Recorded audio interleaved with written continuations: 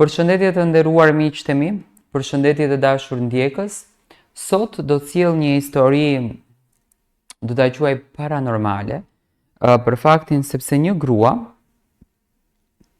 e quajtur Tereza ka rrëfyer historinë e saj se si ajo ka parë vdekjen për 24 minuta. Do të thënë ka kaluar nga ky univers në universin tjetër. Kështu të paktën përshkruhet.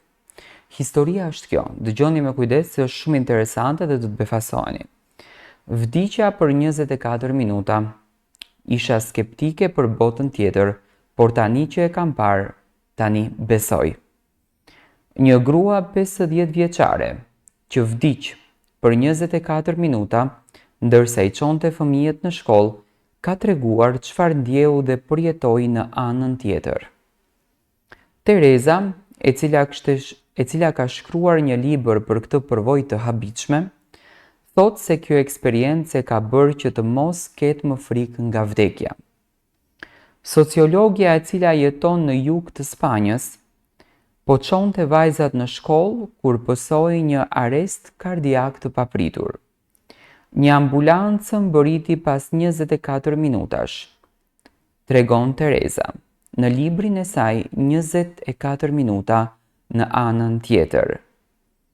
Të jetosh pa frymë nga vdekja, duke shtuar se mjekët më vonë i thanë se zemra e saj kishte ndaluar për atë kohë. Ajo shton se mjekët nuk ishin të sigurt se çfarë kishte ndodhur. Dëgjova ata të flisnin për infarkt, akut të miokardit, atakt kardiak dhe arrest kardiak të papritur, por nuk po binim dakord. Kur nuk do ta dinim me siguri çfarë ndodhi. Duke kujtuar momentet në anën tjetër, zonja, e cila po luftonte me një sëmundje të rrallë në atë kohë, thotë, gjëja e parë që ndjeva ishte një paqe e madhe. Për herë të parë pas një kohe të gjatë nuk kishte më dhimbje fizike apo emocionale. Vuajtja kishte marrë fund. Ndjeja një lehtësim të thellë, sikur një peshë e madhe të më kishte hequr nga supet e mi. Kujtoj se poria pezull mbi tavan, duke parë skenën nga lart.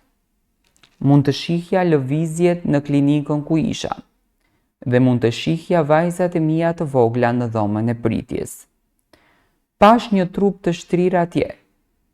Isha konfuze sepse nuk e kuptova që isha e vdekur. Ndjehesha e gjallë, e zgjuar dhe ndërgjegjshme, por nuk po kuptoja pse askush nuk më shihte dhe më dëgjonte. Ajo shton, nuk i besoja këtyre fenomeneve më parë, por kur u zgjova, e dija me siguri të plot se çfarë kisha përjetuar. Nuk ishte një ëndër. Ishte e vërtet. Gjithçka rreth meje ndjehej ndryshe. Kisha një ndjenjë shumë të çuditshme, sikur bota kishte kaluar nëpër një filtr antik, sikur koha nuk funksiononte më në të njëjtën mënyrë. Gjithçka dukej më e ngadaltë, më e dendur, më e ngarkuar me kuptim. Zonja kishte luftuar me probleme shëndetësore të rënda prej disa muajsh. Para kësaj përvoje afër vdekjes, por pavarësisht nga shumë teste mjekësore, askush nuk mund të jepte një diagnozë të qartë. Ajo tha, mjekët nuk mund të përcaktonin saktësisht se çfarë kishte shkuar keq me mua. Bën të gjitha llojet e testeve. Bën të gjitha llojet e shikimeve, por asnjëra nuk dha një përgjigje të qartë. Trupi im po dështonte, dhe ata nuk mund të gjenin një shkak konkret. Ishte një kohë shumë e vështirë sepse ndjehesha gjithnjë e më keq, dhe askush nuk mund ta shpjegonte pse. Janë marrë me mua kirurg, neurolog dhe shkencëtar që të studiojnë këtë fenomen. Shumë prej tyre pajtohen në diçka shumë të rëndësishme, se sëmundja ime ndoshta ishte një manifestim fizik i emocioneve të mia. Në atë kohë po kaloja pjesën më të vështirë të jetës sime. Ndonjëherë, ajo që nuk e lëm të dalë brenda, e gjen mënyrën të shprehet përmes trupit. Kjo përvojë ka ndryshuar plotësisht pikpamjen time për jetën dhe vdekjen. Ajo thot, më parë ndjeja frikë thellë nga vdekja. E shihja si diçka të errët, të pasigurt dhe të dhimbshme. Pas asaj që unë përjetova, kuptova se vdekja nuk është një fund, por një tranzicion. Është si të kalosh një derë në një vend ku gjithçka ka kuptim, ku dashuria dhe paqja përfshin gjithçka. Nuk kam më frikë nga ajo, përkundrazi ndjej një paqe të thellë, duke ditur që jeta vazhdon përtej asaj që ne shohim. Se nuk jemi vetëm dhe se jemi të dashur pafundësisht. Përvojat e njerëzve që shohin dhe dëgjojnë gjëra ndërsa janë klinikisht të vdekur kanë një bazë shkencore. Studimet kanë treguar se truri i njeriut vazhdon të funksionojë normalisht, por një kohë të shkurtër pasi zemra ndalon edhe pse aktiviteti i tij duket i ndaluar në skaneret e zakonshme.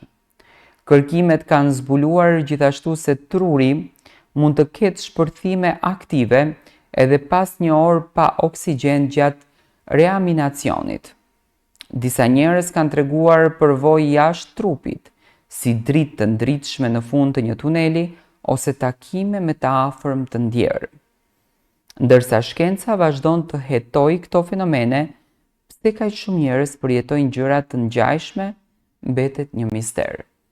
Do thënë, kjo është historia e zonjës Teresa, e cila nga një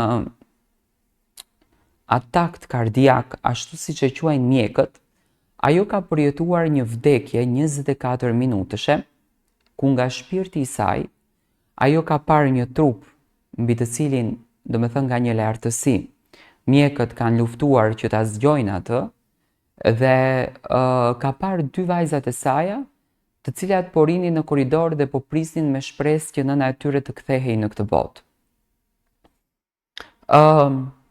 Janë fenomene të pabesueshme, janë fenomene me një imagjinat dhe një fantazi që njerëzit nuk e perceptojnë dot. Ka shumë njerëz të cilët nuk besojnë që ekzistojnë botëra të tjera, ka shumë njerëz të cilët janë konfuz në mendimet e tyre se si mund të duket vdekja, a është një dhimbje ajo apo jo. Por zonja Teresa ka shpjeguar këtë gjë shumë interesante që unë do doja të shprehni mendimin tuaj në koment.